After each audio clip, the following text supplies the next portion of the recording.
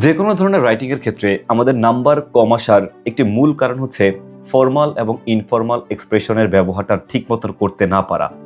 Yes, আমরা যখন কোনো প্যারাগ্রাফ লিখি, কোনো লেটার, কোনো অ্যাপ্লিকেশন লিখি, তখন আমরা ফর্মাল এবং ইনফর্মালের ব্যবহারটা, পার্থক্যটা বুঝি না।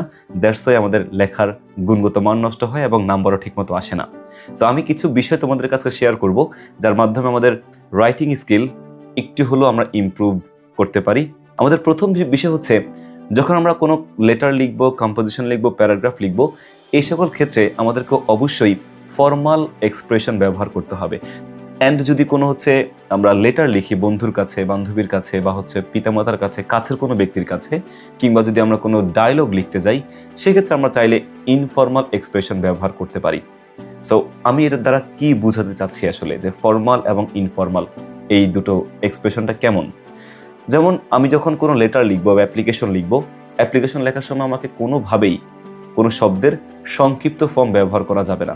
যেমন আমাকে লিখতে হবে ডু নট, ফুল ফর্ম লিখতে হবে। কখনোই ডোন্ট লেখা যাবে না। ইয়েস, কখনোই ডোন্ট লেখা যাবে না। ইজ নট লিখতে হবে, ইজেন্ট লেখা যাবে না। ইউ আর লিখতে হবে, ইউ অ্যাপোস্ট্রফি আর ই, এই টার্মটা ব্যবহার করা যাবে না। অফ দ্য ক্লক লিখতে হবে, নট ও ক্লক।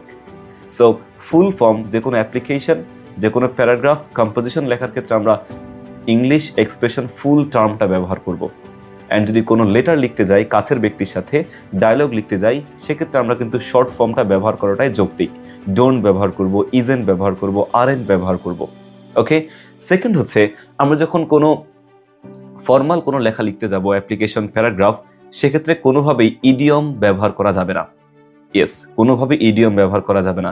আমি বলতে পারবো না he kicked the bucket last night, সে অক্কা পেয়েছে, সে মারা গিয়েছে, এই ধরনের কথা কিন্তু লেখা যাবে না। আমাকে বলতে হবে হি ডাইড লাস্ট নাইট। এটা অ্যাপ্লিকেশন, কম্পোজিশন, প্যারাগ্রাফ লিখতে হবে। ওকে।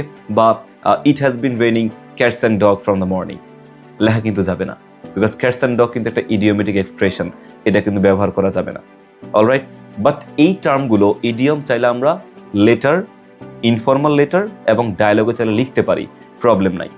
And the third one is, যে কোনো ফর্মাল লেটারের ক্ষেত্রে অবশ্যই সাবজেক্ট ব্যবহার করতে হবে। বাক্যে সাবজেক্টবিহীন কোনো বাক্য কোনোভাবেই অ্যাপ্লিকেশন লেখার ক্ষেত্রে, প্যারাগ্রাফ লেখার ক্ষেত্রে, কম্পোজিশন লেখার ক্ষেত্রে, বা যে কোনো রকমের সিভি লেখার ক্ষেত্রে কোনোভাবেই কিন্তু লেখা যাবে না। রিপোর্ট রাইটিংয়ে কোনোভাবেই আমাদের সাবজেক্টবিহীন সেন্টেন্স কিন্তু লেখা যাবে না।